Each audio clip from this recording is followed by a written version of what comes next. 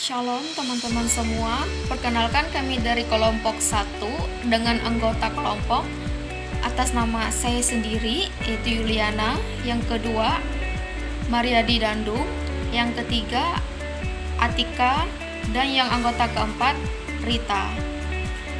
Kali ini kami akan mempresentasi hasil review jurnal kami dalam mata kuliah Manajemen Pastoral dengan dosen pengampu Ibu Tiafon Teresa Andini, SPDK MSI.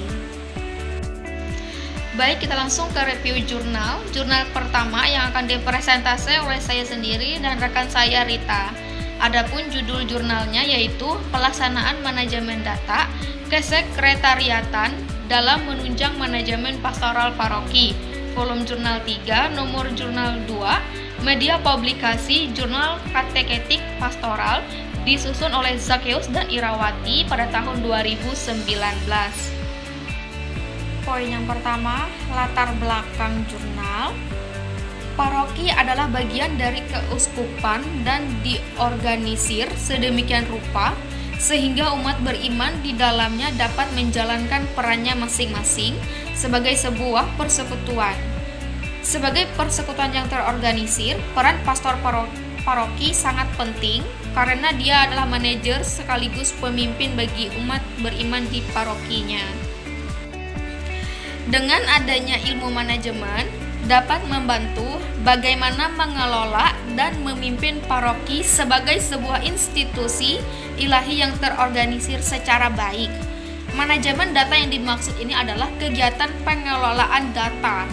Pengelolaan data mulai dari kegiatan menghimpun, mencatat, mengelola, mengadakan, mengirim, dan menyimpan, kemudian menganalisis data hingga menjadi suatu informasi. Poin selanjutnya, tujuan penelitian yang tercantum di dalam jurnal. Adapun tujuannya adalah untuk menunjukkan bahwa pelaksanaan manajemen data kesekretariatan dalam menunjang manajemen pastoral paroki di Paroki Hati Kudus Yesus Mangkupalas sudah terlaksana dengan baik. Tinjauan pustaka yang pertama ada manajemen, yang kedua data, yang ketiga manajemen data, yang keempat pastoral, yang kelima paroki, dan yang keenam 4 langkah manajemen pastoral paroki. Selanjutnya yang akan dilanjutkan oleh rekan saya Rita. Terima kasih untuk waktunya, kesempatannya sedikit melanjutkan tentang review jurnal kami. Itu langsung masuk dalam jenis penelitian. Penelitian ini menggunakan pendekatan kualitatif, deskriptif, teknik pengumpulan data, observasi, wawancara, dan studi dokumentasi. Tempat dan waktu, penelitian tentang pelaksanaan manajemen data, kesekretariatan dalam menunjang manajemen pastoral, paroki di Paroki Hati Kudus Yesus Mangkupalas, dilaksanakan pada bulan Maret sampai April 2019. Lokasi penelitian di Paroki Hati Kudus Yesus Mangkupalas. Hasil penelitian.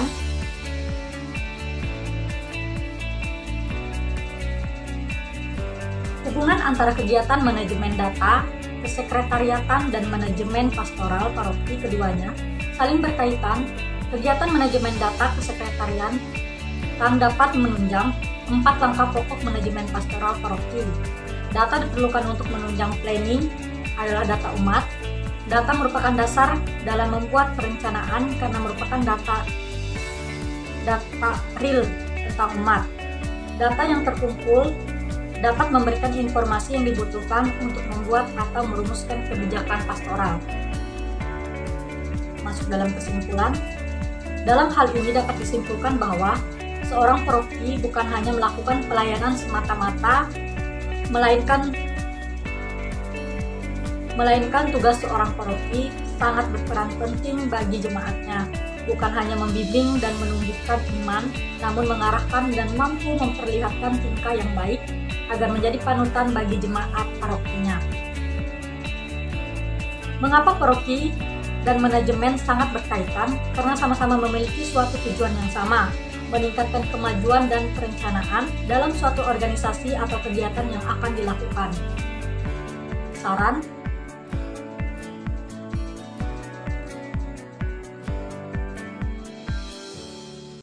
Adapun dari hasil review ini, pembaca boleh menemukan titik terang atau menambahkan suatu ilmu dalam menumbuhkan dan meningkatkan sikap pemimpin dalam manajemen pastoral dan mengetahui apa saja yang seharusnya dilakukan oleh seorang paroki.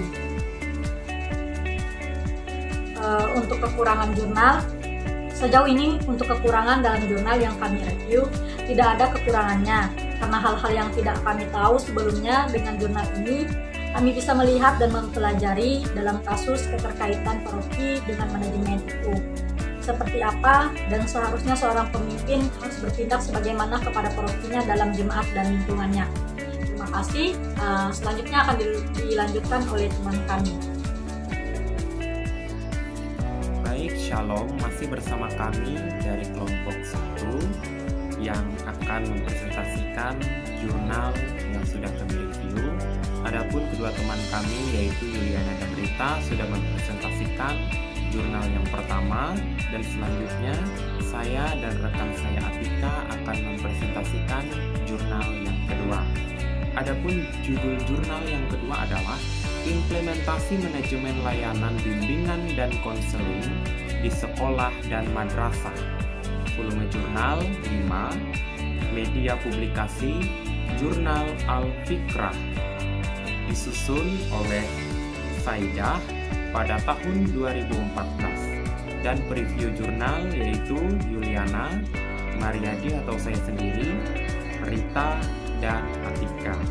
Tanggal review tanggal 6 Juni 2021. Latar belakang dari jurnal ini adalah tulisan ini membahas mengenai implementasi manajemen layanan bimbingan dan konseling di sekolah dan madrasah melalui pengkajian literatur. Sekolah dan madrasah merupakan lembaga pendidikan formal yang mempunyai tanggung jawab membantu siswa supaya berhasil dalam belajar. Oleh sebab itu, pelayanan bimbingan dan konseling diperlukan. Supaya bimbingan dan konseling terlaksana secara efektif dan efisien dan mencapai tujuan yang telah ditentukan, maka manajemen layanan bimbingan dan konseling menjadi sangat penting untuk dilakukan. Manajemen merupakan ilmu dan seni untuk mencapai tujuan dan dapat diterapkan dalam berbagai bidang, termasuk bimbingan dan konseling. Tujuan penelitian yaitu untuk menunjukkan bagaimana pelaksanaan penerapan manajemen layanan bimbingan dan konseling di sekolah dan madrasah dapat terlaksana dengan baik dengan bimbingan oleh kepala sekolah dan guru bimbingan dan konseling. Tinjauan pustakanya yaitu yang pertama manajemen, yang kedua bimbingan dan konseling, yang ketiga tujuan bimbingan konseling, yang keempat pelayanan bimbingan konseling di sekolah, yang kelima penyelenggaraan bimbingan konseling, yang keenam penerapan manajemen dan bimbingan konseling. Selanjutnya akan dilanjutkan oleh rekan kami, Atika. Shalom, di sini saya akan melanjutkan presentasi dari teman saya, jenis penelitian. Jenis penelitian ini menggunakan pendekatan kualitatif deskriptif, teknik pengumpulan data, observasi, wawancara, dan studi dokumentasi.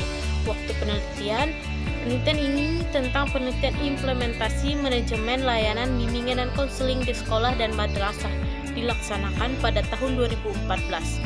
Hasil penelitian, manajemen merupakan proses perencanaan, pelaksanaan, pengawasan, dan penilaian suatu organisasi, program pelayanan supaya mencapai tujuan. Bimbingan dan konseling sangat sebagai suatu proses, sebagai suatu pemberi layanan akan mencapai tujuan jika didukung dengan manajemen. Oleh sebab itu, manajemen pelayanan bimbingan dan konseling sangatlah penting. Manajemen pelayanan dan bimbingan konseling ini semakin penting dalam mengimplementasikan program bimbingan dan konseling pada lembaga pendidikan. Kesimpulan, dalam hal ini dapat disimpulkan bahwa mengimplementasikan manajemen layanan bimbingan dan konseling di sekolah dan madrasah adalah melalui penerapan fungsi manajemen dalam pelaksanaan layanan bimbingan dan konseling, kepala sekolah dan kepala madrasah sangatlah berperan dalam mengimplementasikan manajemen layanan bimbingan dan konseling di sekolah dan madrasah. Sedangkan tenaga inti atau pelaksana utama pelayanan bimbingan dan konseling di sekolah atau madrasah adalah guru bimbingan dan konseling. Saran dari preview kepada pembaca adalah review jurnal ini bisa memberikan manfaat yang baik kepada pembaca sekalian dan bisa menjadi sumbangsih ilmu pengetahuan bagi semua orang, terutama bagi penulis dan preview. Preview juga mengharapkan kritikan dan saran yang membangun dari pembaca untuk hasil review ini kedepannya lebih disempurnakan lagi.